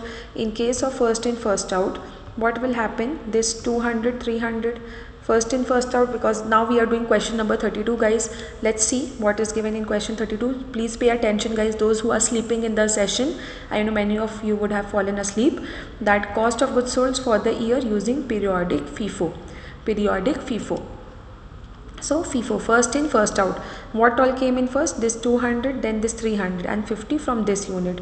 So I can say this pura will become my cost of goods sold. Now if I have to calculate my cost of goods sold, this pura will become my cost of goods sold. This plus this 500 pura became my cost of goods sold. This is for 500 units. This is for 500 units. Now for 50 units. For 50 units, this will take from this one we are going to take. So this becomes 50 multiplied by 17.25. So this becomes, so this total becomes 8812.5 as my cost of goods sold, and 8812.5 becomes my cost of goods sold. This one was comparatively very easy, right? I hope this is clear to you guys. It's quite easy because again this is periodic FIFO and periodic LIFO this was.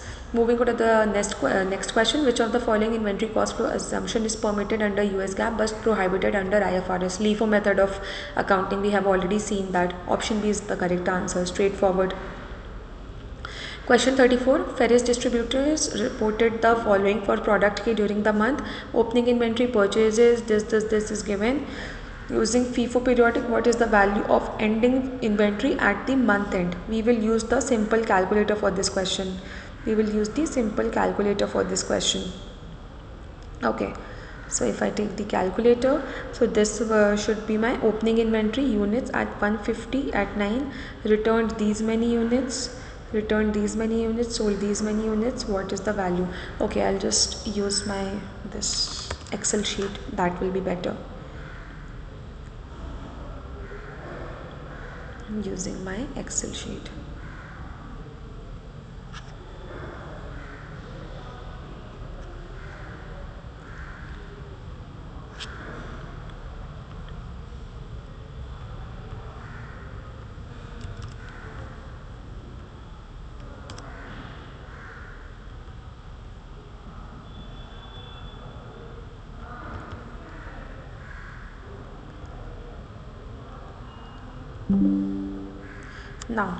Now what is my opening inventory?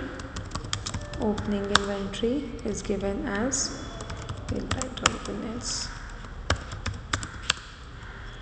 opening inventory is 150, priced at 9 each, then purchased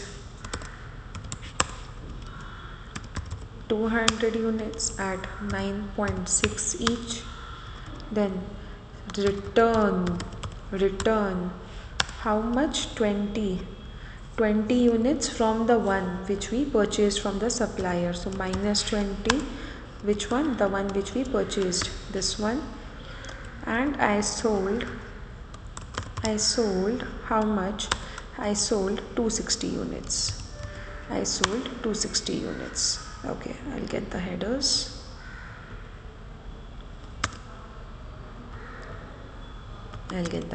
Now what is the value of this? The value of this, 150 multiplied by 9. What is my inventory balance? 150. Value of this is 1350.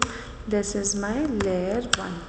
Now coming to the value, this multiplied by 9.6. The balance of my inventory, 150 plus 200, 350. The balance of my inventory is 1350 plus 1920. This is layer 1 and 2. Now I have return of this much, 20 units I have returned. So my units balance is 350 and subtract this 20. So 330 is my inventory.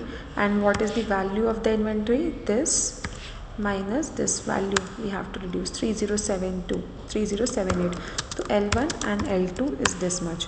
Now I have sales of 260 units. And this is the case of FIFO periodic. So FIFO periodic, and so I have to calculate the value of ending inventory. No need of calculating the cost of goods sold over here.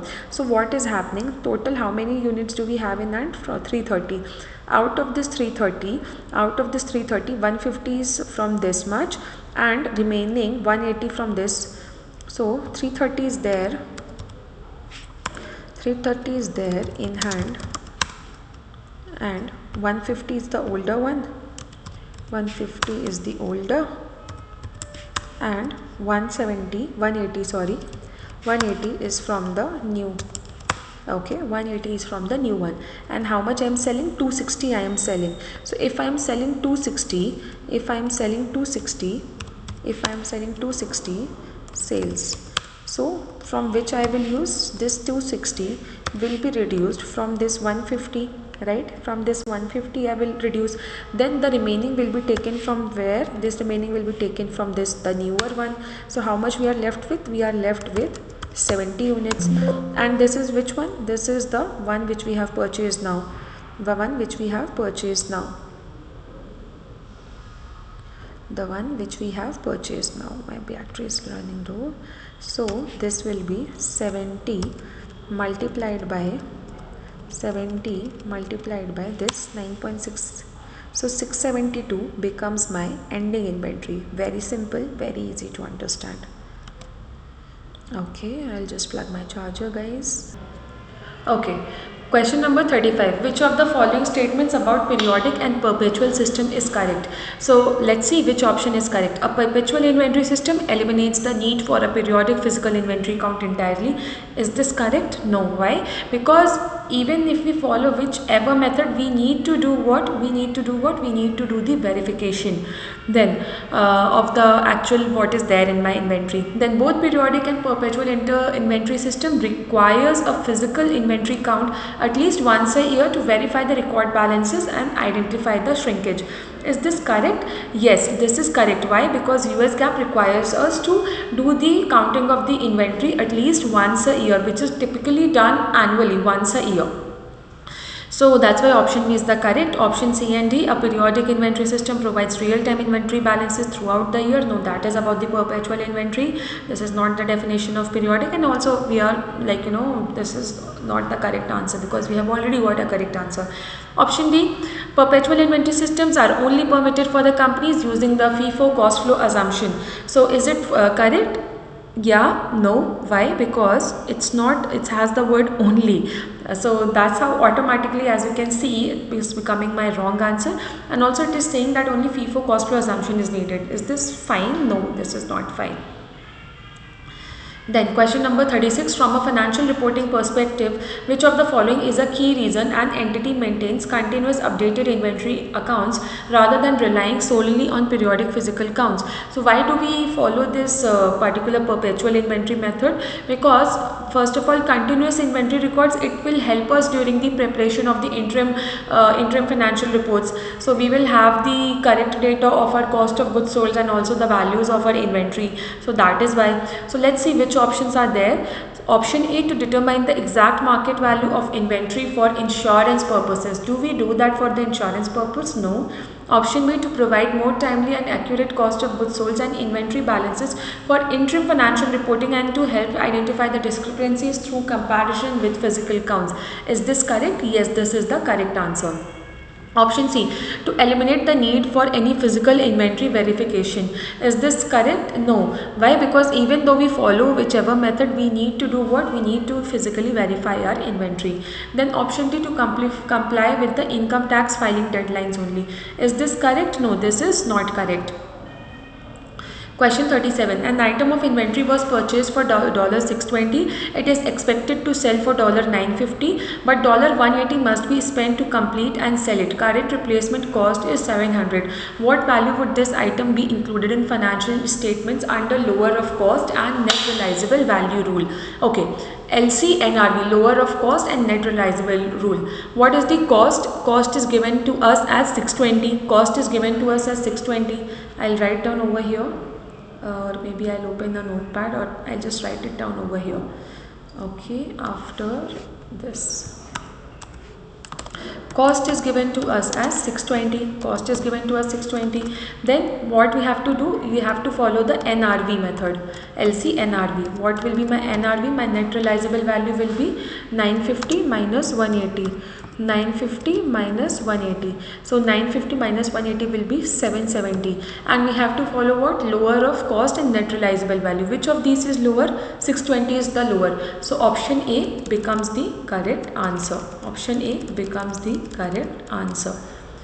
Question number 38. An item of inventory has a cost of 3400 and an estimated net realizable value of 2900. Cost is given, NRV is there given.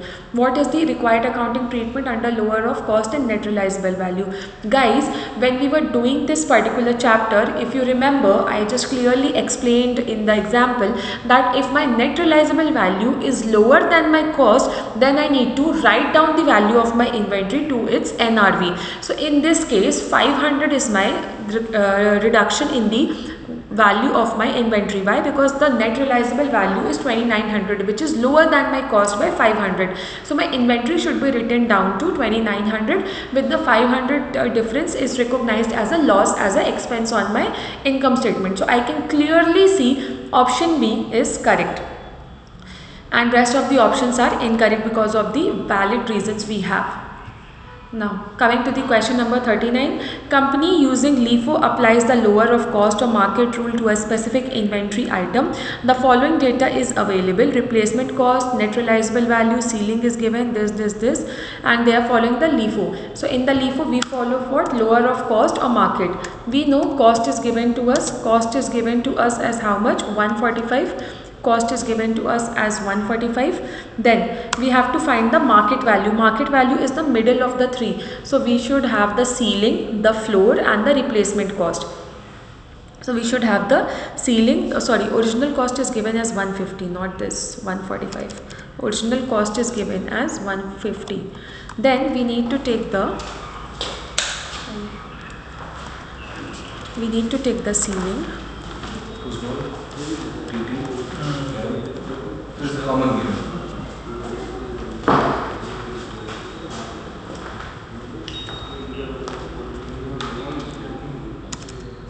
We need to take the disturbance guys, replacement cost, and we need to take the floor value. Now coming to the NRV, my net realizable value will be what? My NRV will be my ceiling. Okay, so what is my ceiling? How do we calculate my ceiling? First of all, we'll take the we'll take the sale price minus the cost to sell.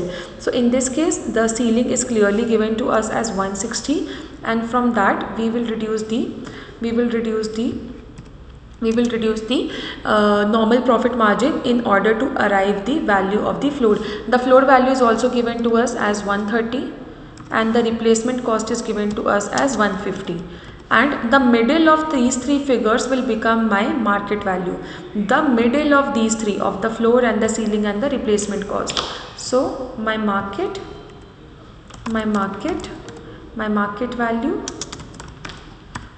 value is how much? My market value is 150. So my market value is 150, and my original cost is given over here. Just a second. No. 145 is the replacement cost. Sorry guys. My replacement cost is 145, not 150. It is 145. So my market value will be middle of the three values. Which is the middle of the three values? It is 145. Now lower of cost and market value. Which is the lower of the two? 145 is the two. 145 is the lower one. So 145 will become what? 145 will become my value of my inventory. And hence option A becomes the correct answer. Moving on to the next question, question number 40. Now the question number 40 is: a company uses LIFO, applies the lower cost of value market rule to another inventory item. What is the values that we should consider? So replacement cost, net realizable value, ceiling is given, normal profit margin, everything is given. Again, LCM method we have to use. I'll just write down everything. Cost. So what is my cost? Cost is given as 190. Then my ceiling. Then my replacement cost. And my floor. Now my floor is given as how much? My floor is given as 175. No, my floor date replacement cost divided by value, the ceiling. My floor has been given as 175. My replacement cost is clearly given over here as 210. My replacement cost is given as 210. Now, and my ceiling is given as 195, and we have to take middle of these three numbers. So which one is the middle one? The middle one is 195, because 175 is the smallest, then 195, then 210. So which is the middle figure? 195. So if I consider this market value, my market value will be the middle of these three figures, will be 195. So lower of these two will be 190, and 190 becomes my answer. 190 becomes my answer. Now question number 41. Halvorson company discovered that the ending inventory is overstated by 40,000 due to physical counting error. This error was not corrected until after year 5 financial statements were issued. What is the effect of this error on net reported income for year 4 and 5 respectively? Now as you know that this overstatement of the ending inventory is a self-correcting error. We have already discussed an example in detail when we were solving the questions, or sorry, when we were understanding the concept, and we have got a question over here. Now my ending inventory is overstated. I'll take this question on the Excel and then we'll gonna solve this. Okay, this.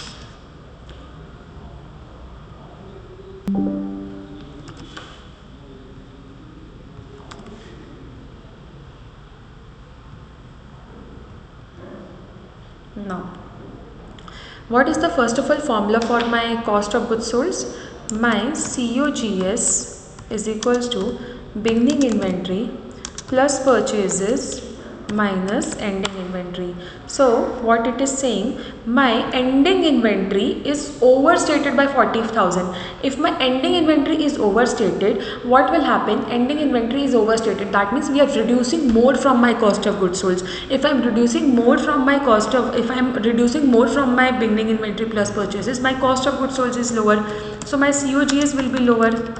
In year 1, my cost of goods sold is lower. What will happen? My income, my net income will be higher. That means it will be overstated, if I have to say, right? It will be overstated, right? Now this ending inventory, this is for the case of year 1. This is the case of year 1. Now coming to the year 2, what is happening? Same formula I will write down. The ending inventory will become my beginning inventory.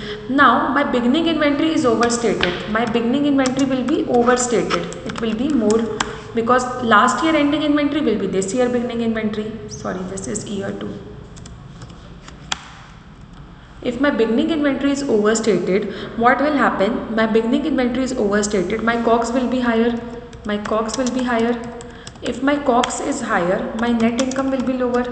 My net income will be lower, right? My net income will be lower, right? So that's why it will be understated. This will be understated. And by how much amount? By the same 40,000 amount. So that's what this question is talking about. So I can see clearly option A is the correct answer. Why? Because in year 1 net income is overstated. In year 2, that means if I take, I should be precise, year 4 and 5, this is, yeah, year 4 and 5. So this is what is happening. Net income is higher, overstated, or net income is lower, understated in year 5. So when you solve with the help of the equation, it becomes really easy for you to understand.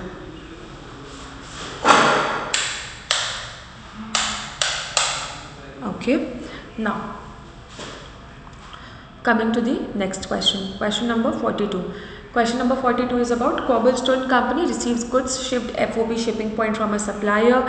The goods arrived and were correctly included in the physical inventory count at December 31st, year 6. However, the related purchase invoice had not yet been recorded in accounts payable ledger as of year end. What effect does this have on the financial statements?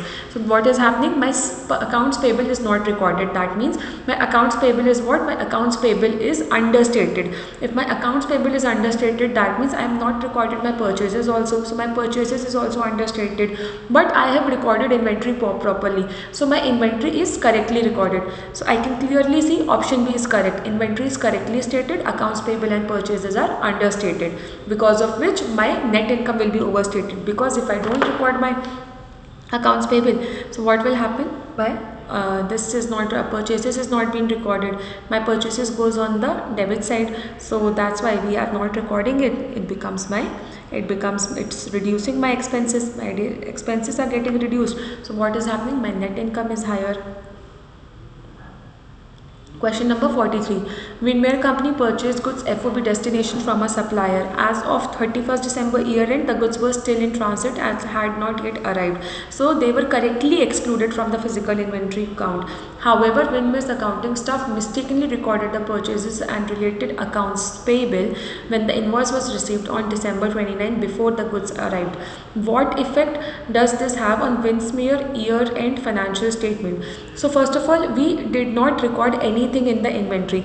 So inventory is correct. Inventory is correct. But I have recorded what? I have recorded the purchase and accounts payable even before the inventory arrived. So my purchases and accounts receivable is overstated, but my inventory is fine. My inventory is fine, but purchases and accounts receivable, it is overstated. So option B becomes the correct answer.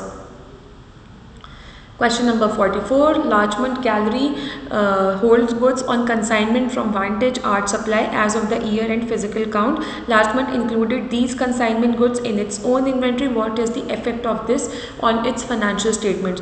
First of all, goods held for consignment. Like if you are holding the goods on consignment, someone has given to you goods on consignment agreement. So you should never record it on your inventory because it should be recorded on the books of the owner.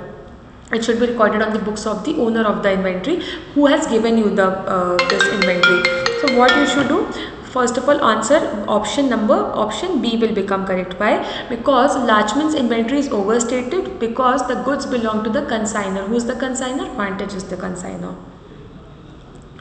Coming to the question number 45, what in journal entry is required to record inventory withdrawn by the owner of a sole proprietor for personal use at cost? Okay, what journal entry should we pass if it is used by the sole proprietor for a personal use? So again, this is kind of a drawings. This is some kind of sole proprietorship question. So this will be credited, debited in drawings, and my inventory is going out. So I can credit the inventory or the purchases. Option A becomes the correct answer.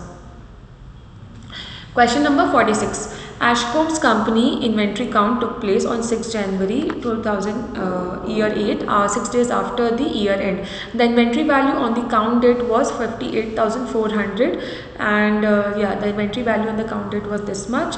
And in between the December and the January, this much sales and purchases took place. The gross margin is 30% of the selling price. What is Ashcombe's inventory valuation at December 31 year 7?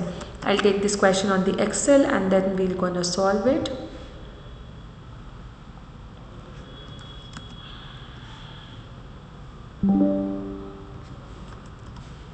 Okay.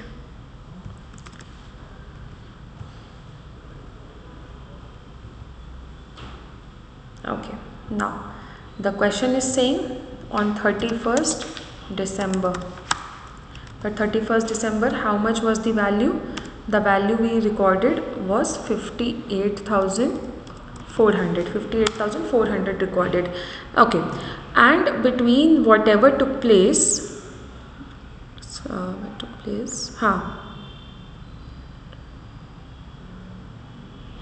Okay, so what should be the current value? Because what is happening, whatever we bought and purchased, everything on between 31st December and 6th January has been recorded. So what I am doing, this is my recorded ending value. But what I need to do, I need to do what? I have recorded the sales and purchases. So purchases and sales. So purchases should be what? Purchases should be removed. How much is the purchases? 5,600 should be removed and sales should be added. How much is the sales? Sales of 12,000, but the gross margin is 30,000 of the selling price. That means this 12,000 is not the value of the inventory. In this, 30% profit margin has been added. So what I am gonna do in this, that means 12,000 ka 30% nikal ke 30% we will remove, 70%, this much will be my, this much should be my sales, that should be added back. So this plus removing the purchases because it's already in minus sign, that's why I have not put the minus sign, and the sales.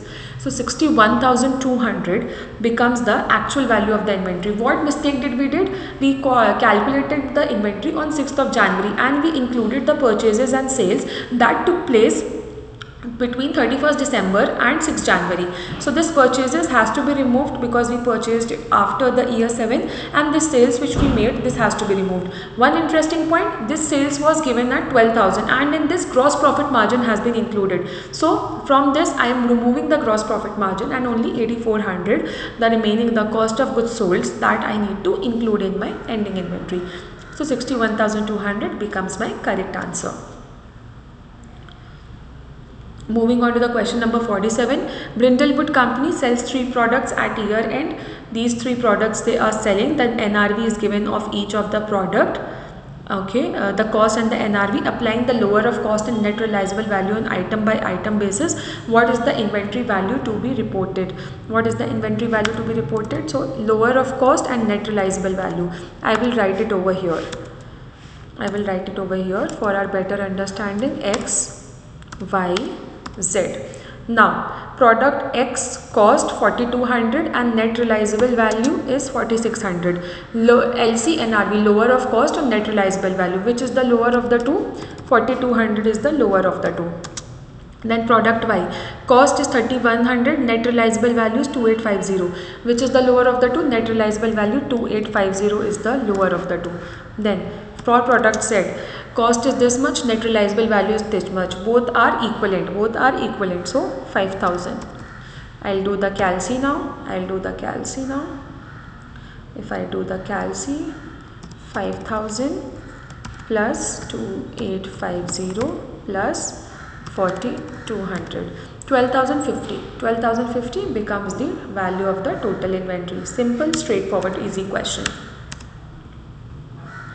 Question number 48. A company previously wrote down an item of inventory below its original cost due to decline in net realizable value. In a subsequent period, the net realizable value recovers and now exceeds the item's current carrying amount, though it remains below the original cost. How should this recovery be treated under IFRS and how should it be treated under US GAAP? So under US GAAP, this is prohibited. That is, we cannot do what? Reversal of the write down. So we can see that which option says prohibited for US GAAP. Option B and A, they both talk about the US GAAP ka prohibition, whereas option C and D is saying it is permitted. So option C and D is incorrect, but option A and B, one of them will be correct, because in the US GAAP, reversal of an inventory write down is prohibited. Now option A says IFRS permits the write down to be reversed up to the original cost. Yes, IFRS permits that, but US GAAP prohibits that. So option is the correct answer. Option B, both IFRS and US GAAP prohibits any reversal of a write down. No, IFRS allows the reversal. So option B is also incorrect. Moving on to the question number 49. On December year 6, Thistlewood company recorded a sale and related receivable for goods that were not actually shipped to the customer until 3rd January year 7. The goods were still on Thistlewood's premises and were correctly included in year 6 physical inventory count. What effect does this error have on Thistlewood's year 6 financial statements? So that means they have done what? That recorded a sale. So that means they have sold the goods on January 3 year 6 and they have recorded it as a sale and the inventory is correctly recorded. So my inventory is correctly stated, but I have done what? I have recorded it as a sales. So my sales is overstated. So my sale revenue is overstated. If my sales is overstated, my sale, I am showing more of sales, that means my net income will be overstated, but my inventory is fine. I can clearly see option A becomes the correct answer. Very simple, very easy to understand. Question number 50. Last question, guys. Thanks for bearing with me. Which of the following disclosures related to inventory is specifically required in notes to financial statements? So what has to be disclosed regarding the physical related to the inventory in the notes to financial statements? The exact physical liquidation of all inventory warehouses. Is this recorded? No. Then option B, the accounting policies adopted for measuring inventory including the cost formula used such as FIFO or weighted average. Is this required? Yes, this is required. Then option C, the names of all suppliers from whom no inventory was purchased during the year. Is this recorded? No. This is not to be reported on notes. Option B, a day by day record of all inventory purchases and sales transaction. No, this is also not at all required.